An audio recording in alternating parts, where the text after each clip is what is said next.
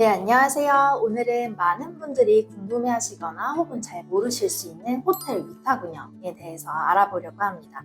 분야의 전문가이신 한 분을 모시고 이제 시작하려고 하는데요. 안녕하세요. 안녕하세요. 네, 간단하게 자기소개 한번 부탁드릴게요. 네, 안녕하세요. 저는 이제 홀핑 컴퍼니를 운영하고 있고요. 호텔 운영 쪽하고 코리빙 운영 쪽을 해오다가 호텔 개발 컨설팅 자문을 주로 드리고 이제 위탁 운영까지 진행하는 곳에서 이제 한 30군데 정도 이제 네. 주로 했었고요. 마찬가지로 한 20군데, 30군데 정도에 되는 코리빙 코워킹이라고 하는 이제 공유 주거, 공유 오피스, 그다음에 리테일이라고 하는 상업시설 부분을 이제 만들고 이제 운영하는 곳에서 담당해서 계속 이끌어 왔었고, 그러다가 이제 홀핑 컴퍼니라는 회사를 이제 함께 이제 만들게 됐습니다. 그럼 지금 말씀 주신 것처럼 굉장히 다양한 경험을 해오셨는데요.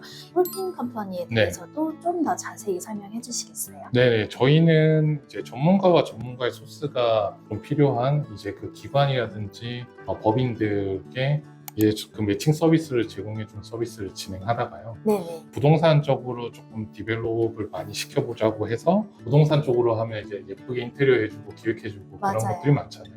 네. 이제 그게 아니고 좀 장기적인 관점에서 이 부동산을 상품적인 측면이나 고객 경험 측면으로 녹일 수 있을지 네. 그런 걸 포함해서 좀 자문을 드리고 있는 편이고요. 그다음에 네. 위탁 운영도 이제 같이 도와드리는 형태로 서비스 라인을 구축하고 있고요. 네. 저희 서비스 라인 자체가 좀 차별화가 있는 부분은 아무래도 장기적인 관점이나 단기적인 관점에서 그런 고객들이 잠시 머물다가 가는 것뿐만 아니라 네네. 저희가 매칭 서비스를 제공해드리고 있다고 했잖아요. 네네. 그걸 통해서 돈을 벌 수 있는 구조를 만들어주고, 오. 근데 건축 쪽에는 이제 실질적으로 기획과 상품을 더해가지고 밸류를 좀 더 기존의 가치보다 높일 수 있는 방향으로 좀 같이 고민해드리고 있습니다. 단편적인 것이 아니라 좀 더 그 앞단의 상품의 근본적인 네. 것들을 같이 고민하는 홀핑 컴퍼니라고 이해하면 되겠습니다. 감사합니다. 그러면 이제 본론으로 들어가서요. 저희가 오늘 알아보려고 했던 호텔 위탁 운영이란 무엇인지 한번 설명 부탁드릴게요. 위탁 운영은 그 말 그대로 어문 그대로 보면 대신 운영해 준다. 네네. 건물주 입장에서는 대신 맡기시는 거죠. 근데 이제 왜 맡기냐가 되게 중요한 포인트일 것 같은데, 각 분야의 호텔이 됐든 아니면 뭐 공유주가 공유 오피스가 됐든 그런 쪽에 이제 경험과 전문 지식을 가진 업체를 통해서 좀 더 이제 사업 안정화를 빨리 이룰 수 있고요. 네. 후에는 또 니즈에 따라서 이제 건축주가 직접 운영하시고 싶을 수도 있잖아요. 네네. 이제 그 운영 노하우나 이제 매뉴얼 통해서 직접 운영하실 수 있게 도와드리는 것까지 이제 풀스코프로 진행되고 있는 위탁 운영이라고 보시면 될 것 같습니다. 생각보다 굉장히 광범위하네요. 그러면 이런 위탁 운영의 장점을 좀 더 날카롭게 짚는다면 어떤 것들이 있을까요? 아무래도 앞에서 말씀드렸던 게 사실 첫 번째 것 같은데, 네네. 제가 생각했을 때 한 3개 정도 될 것 세 같은데요. 개요. 네, 첫 번째로는 이제 사업 안정화. 아무래도 경험하고 해보신 부분이 있다 보니까 기존에 모르셨던 분들보다는 빨리 사업 안정화를 도달할 수 있고 네네. 빠른 모객을 통해서 또 사업 안정화를 이룰 수 있으니까 그 부분이 사실 첫 번째 강점인 것 같고요. 그렇게. 두 번째는 사실 되게 많은 분들이 간과하실 수도 있어요. 영상을 보시는 분들도 이런 것까지는 생각 못했다고 하실 수도 있는데, 건물 관리 측면일 것 같아요. 쉽지 않죠. 그게 이제 건축물이 이제 지어지고 난 다음에도 아파트 가지고 계신 분들은 너무 잘 아실 텐데 하자 부분, 건축 후에 하자, 그다음에 운영 중에도 하자가 꽤 많이 발생해요. 왜냐하면 이 상품, 호텔 같은 상품은 데일리로 계속 운영되는 상품이다 보니까 네네. 이게 운영상의 에러가 굉장히 많아요.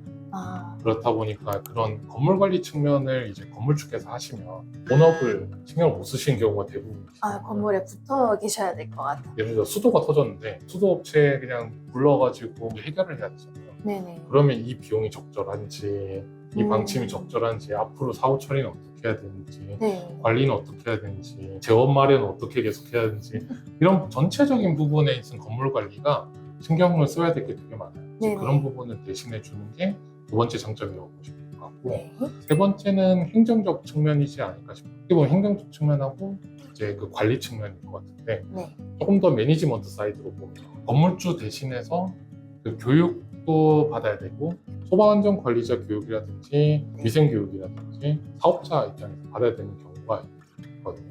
네네. 이제 그런 부분을 대신해 준다든지, 또 행정적으로 이제 큰 건물, 대형 건물 같은 경우는 전기 안전에 대한 부분도 이제 구조 안전에 대한 부분도 신경 써야 될 부분이고, 건축물 유지 보수에 대한 것도 신경 써야 되고, 뭐 다양하게 있습니다. 굉장히 많네요. 뭐 말하자면 될 것도 없는데 네네. 그런 부분하고 이제 매출, 손익, 비용 관리 같은 경우가 중요하죠. 특히 어려우실 수도 있는데 네. 이게 왜 어렵냐면 사실은 이제 기존의 사업체를 운영하신 분들은 매출이 이제 제조업 베이스로 하면 이제 사실 나가고 오고 하는 게 명확하게 보일 거예요. 네네. 근데 여기는 나가고 오고 가는 게 데일리예요. 아, 그렇겠네요. 네네, 데일리라서 신경 써야 될 부분이 매일 발생한다고 보죠. 근데 그거를 다 하시면 이제 본업 못 하시죠. 네, 이게 주요 메인이 되시겠네요. 네네. 그래서 그 세 가지가 아마 큰 장점이라고 보시면 될 것 같습니다. 아, 네네. 그러면 좀 더 솔직한 질문을 한번 드려볼게요. 아, 네네. 결국 포인트는 그래서 수익이 얼마냐 이게 되게 중요할 것 같은데 아, 예. 수익의 배분 방식이라던가 그거에 따른 이제 수수료가 어떻게 되는지 혹시 알 수 있을까요? 케이스마다 사실은 되게 천차만별일 것 같은데 네. 매출을 기준으로 하는 경우도 있고요. 그다음에 손익 기준으로 하는 경우도 있습니다. 그 매출 기준으로 하는 경우는 60에서 80% 정도 되고요. 왜 이렇게 크냐라고 네. 생각할 수 있는데 치킨집 오너가 1,000만 원을 예를 들어 벌었어요. 그러면 이제 인건비 나가고 재료비 나가고 전기세, 뭐 수도세는 수도관료비 등 나가고 네네네. 크게 보면 프랜차이즈비 같은 것도 나가고 하면 남는 게 10%에서 15% 될 수도 있고 그보다 적을 수도 있어요. 아, 네. 뭐 임대료도 나가고 그걸 치환해서 생각해 보면 한 70%, 80% 되는 정도의 비용을 가지고 대신 운영하는 거죠. 아, 그렇겠네요. 그래서 매출적으로 보면 그렇고요. 손익적으로 부분은 이제 반대로 이제 그걸 빼고 난 다음이니까 네네. 이제 손익에서 10에서 20%를 이제 운영사가 가져가고 나머지는 이제 건물주가 수취하시는. 네. 아, 네, 그렇게 되는 경우가 좀 더 많을 것 같고요. 그러면 내가 매출 보장 어떻게 받냐? 맞아요. 라는 게 고민이실 텐데 그런 경우를 해칭하기 위해서 기본 수수료를 깔고요. 기본 수수료 까는 이유는 이제 얼마나 건축주, 건물주께 드려야 될지 그러니까 기본적으로 이만큼 보장해 드리겠다. 금융에서는 주로 이제 미니멈 개런티라고 하는데 미니멈 개런티를 깔고 매출, 정률, 임대료를 복합하는 경우 그러니까 더 나오면 더 많이 가져가셔야 되고 아, 운영사도 네네. 더 많이 가져가야 돼요. 그거를 복합해서 그보다 더 많이 나오면 더 가져가실 수 있게 구조를 짜드리는 경우도 있어요. 아, 그렇군요. 네. 그러면 이렇게 마지막 부분이 이제 유사할 것 같은데요. 건축주 또는 건물주 분들께서 이렇게 매출이 보장될 수 있는 그런 장치가 혹시 또 다른 게 있을까요? 그러니까 그 매출이라고 하면 건축 쪽에서 가져가신 이익을 매출이라고 여기서 맞아요. 표현할 수 있을 것 같은데 그 보장이 안 되면 사실 위탁 운영을 맡기실 이유가 네. 전혀 없죠. 근데 전혀 없으니까 구간별로 세팅하는 경우도 있어요. 뭐 아까 기본 수수료 얘기도 드렸지만 그걸 차치하고 네. 매출이나 손익으로 그냥 퍼센티지 나눠서 가져간다고 하면 네네. 불안하실 수도 있잖아요. 그래서 기본적으로 뭐 3천만 원까지는 운영사는 하나도 안 가져갑니다. 예를 들어서 그 나머지는 다 귀속해드리겠다. 그런 방식이 있겠네요. 네네, 그럴 수 있고 그보다 이상이면 당연히 배분율이 정해지겠죠. 그래서 최소로 보장해 드릴 수 있는 거를 정해놓은 경우 네, 그런 게 복합적으로 계약서에 담을 수 있죠. 자세한 설명 정말 감사합니다.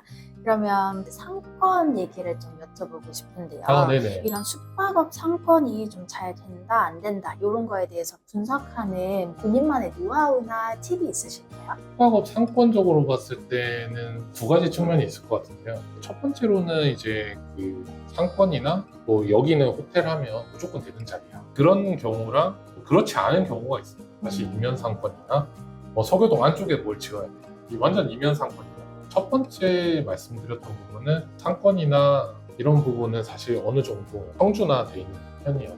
주 매출원이 객실이라고 생각했을 때 객실로 봤을 때 나오는 매출은 그 어느 호텔이든 거의 비슷한 수준의 수렴할 거예요. 물론 이제 같은 등급이나 같은 상품 라인으로 봤을 때 네. 그럴 때 경우에는 이제 부대 시설이라든지 기타 수입을 그 위성 사업을 통해서 얼마나 올릴 수 있느냐를 주로 기획했거든요. 아, 네네. 그리고 저희가 만약 위탁 운영 검토할 때도 주로 그렇게 검토하고 있고요. 이면 상권인 경우는 상품 자체의 집객력이 높아야 된다고 생각하거든요. 네, 그렇겠어요. 그래서 브랜드, 그다음에 그 상품, 그 상품에 따라 고객 경험을 좀 녹여서 네. 이제 종합적으로 판단해서 먼저 제안을 드리고 있고, 네. 네, 주로 이제 그렇게 접근하고 있습니다. 아, 말씀하신 것처럼 뭔가 입지에 따라서 어디에 좀 더 힘을 주고 뺄 것인지 이런 게 중요하겠네요. 네. 그러면 앞선 질문과 연계되는 질문을 드릴 것 같은데요. 이런 상권에 따라서 위탁 운영 업체가 이 사업지 괜찮을 것 같다라는 선정 기준이 혹시 있을까요? 많은 브랜드들이 이게 첫 번째로 생각하는 게 아마 본인들의 브랜드를 더 잘 노출할 수 있는 곳, 소위 말하면 이제 깃발 꽂는 매장, 프랜차이즈 네. 매장을 할 수 있는 곳을 먼저 검토하긴 하겠죠. 이제 네. 그러면 사실 알리기는 쉬우니까 네네. 브랜드 노출하기도 용이하고, 그리고 당연히 이제 결과를 만들어낼 수 있는 지. 네네. 네, 요 두 가지는 많이 이제 위탁 운영하시는 브랜드 그렇게 진행하고 있는 것 같고요. 네네. 그렇지 못한 경우가 사실은 더 많잖아요. 여기 보면 단층짜리 건물 하나를 보여보는데 숙박시설 또는 내가 수익화를 좀 고민하고 계신데 그럼 이런 부분을 위탁 운영 검토 안 해주냐 이렇게 하실 수도 있잖아요. 네. 근데 좀 그렇지는 않은 것 같아요. 이제 그런 부분은 사실 기획이나 네. 운영 역량에 따라 가지고 그런 컨디션이 조건이 안 좋더라도 네네. 그거를 만들어낼 수 있게끔 검토해서 진행을 할 수 있고, 무엇보다도 좀 저희는 건축주 입장에서 좀 생각을 많이 하는 편인데 네네. 건축주 입장에서 이 지속 가능한 상품을 가져가실 수 있냐, 그리고 저희도 사실 지속 가능한 상품을 운영할 수 있냐가 중요하잖아요. 네네. 그걸 같이 조합해가지고 가장 적절한 상품을 제안드리고, 저희가 슬로건 자체가 좀 여기 잘 보이실지 모르겠는데 밸류어블 브릿지 포유라고 해서 네네. 네네, 좀 가치 있는 그런 가구 역할을 좀 하고 싶어서 주로 건축주 입장에서 바꿨을 때 그런 이익, 얼마나 그 가치를 올릴 수 있는지까지 다 고려해서 제안 드리고 있습니다. 그렇지 않다고 해서 위탁 운영을 검토하지 않는 것은 절대 아니다. 네네. 네, 말씀 주신 것처럼 단순하게 이거를 내가 그냥 운영한다가 아니고 이게 좀 어려우면 얼마나 더 잘 살릴 수 있는지 앞단에서 네. 또 굉장히 창의적인 기획과 그다음에 그걸 운영으로 연결시키는 진짜 역량이 굉장히 중요할 것 같아요. 네, 맞아요. 그러면 이런 어떤 업체가 이런 걸 잘하는지 그런 걸 선정하는 키포인트가 되게 궁금하실 것 같아요. 네, 첫 번째는 레퍼런스 이런 부분도 사실 중요하긴 한데요. 네네. 이 사람이나 이 조직이 과연 밑바닥에서부터 네네. 위까지 다 경험해봤나.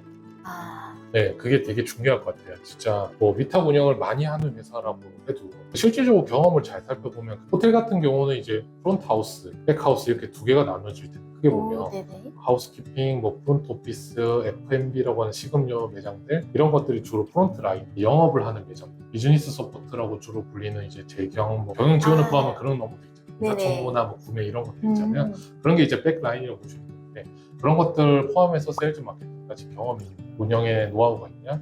네. 이것들이 진짜 가장 중요할 것 같고, 그 다음에 개발을 할 때 어떤 측면으로 계속 개발을 해왔냐가 되게 중요한 것 같아요. 말씀드렸다시피 이제 이면 상권이면 사실 고민이 되게 깊어야 되잖아요. 네네. 이제 그런 것들을 많이 해봤냐, 경험을 해봤냐 이런 부분들이 되게 중요할 것 같고, 이게 다양한 경험 속에서 나오고 네. 똑같이 복제하고 있는 모델은 만약 그 복제 상품이 괜찮다고 하시면 그 구매자, 이제 건축주 입장에서 사시는 건데 그게 아니고 나는 진짜 조금 더 장기적인 관점에서 고민이 필요하다 네. 하시면 이제 뭐 저희가 도움을 드린다거나 그렇게 할 수 있을 것 같고, 그걸 통해서 이제 보시고 난 다음에 신뢰관계를 이제 구축하는 게 제일 중요한 키포인트죠. 그럼 이제 상품을 접근하는 방식이 자기 회사만의 이익을 보는지 건축주 입장에서 얼마나 고민하고 장기적인 관점에서 보는지 이런 부분을 따져볼 수 있는 게 첫 번째일 것 같고요. 네. 두 번째로는 이제 사실 그 브랜드 관점으로만 사실 보시면 안 되는 게 호텔 브랜드, 외국 브랜드들 너무 많잖아요. 거의 뭐 30년, 40년 가까이 구축돼 있고. 근데 특정 지역 한정일 수도 있어요. 왜냐하면 사실 큰 건물이고 그러니까 투자비가 굉장히 많이 들어가는 곳들이잖아요. 네. 대부분 보면 이제 바닷가를 접하거나 아니면 서울 도심 중앙이거나 이제 그런 경우는 사실 이 브랜드를 안 놔도 되는 자리일 수도 있지만 아무래도 이제 금융이기다 보면 브랜드적인 측면을 고려 안 할 수는 없으니까 네. 그럴 수 있죠. 근데 특정 지역 한정일 수 있어요. 그래서 모객을 해야 되는 곳이면 어떠한 상품으로 잘 기획할 수 있어요. 네. 사실 일본하고 연동되는 것 같아요. 아, 네, 그래서 그 기획력과 그런 지역의 경험이 있지. 네네. 이면 상권을 경험 한 번도 안 해본 사람이 이면 상권을 갑자기 해야 된다면 되게 난감할 수 있단 말이에요. 리스키할 수 있겠네요. 네네네, 그런 부분에 대한 경험들이 결국은 그 경험적인 측면이 좀 많이 고려될 것 같아요. 운영의 진짜 전반적인 걸 모두 경험해보고 또 다양한 어려운 입지들을 또 어떻게 잘 풀어냈는지 이걸 맞아요. 잘 보고 네. 정말 건축주분 입장에서 이제 생각을 하는지 대화를 통해서 잘 확인해보시면 좋을 것 같습니다. 네, 맞습니다. 그게 제일 중요할 것 같습니다. 정말 감사합니다. 네. 오늘 굉장히 다양한 경험을 토대로 좋은 말씀 해주신 홀핑 컴퍼니 부대표님, 이제 심지연 부대표님과 함께 저희가 말씀 나눠봤고요. 네. 이제 궁금하셨던 부분들 많이 해소됐기를 제가 바랍니다. 그러면 영상 설명 한번 살펴봐 주시고요. 더 궁금한 점 있으시면 고정 댓글로 언제든 문의 주세요. 저희가 친절하게 답변 드리도록 할게요. 그럼 다음 영상에서 저희는 새로운 정보로 또 다시 찾아뵙도록 하겠습니다. 이 영상이 도움이 되셨다면 구독과 좋아요, 알림 설정 부탁드리고요. 감사합니다. 감사합니다.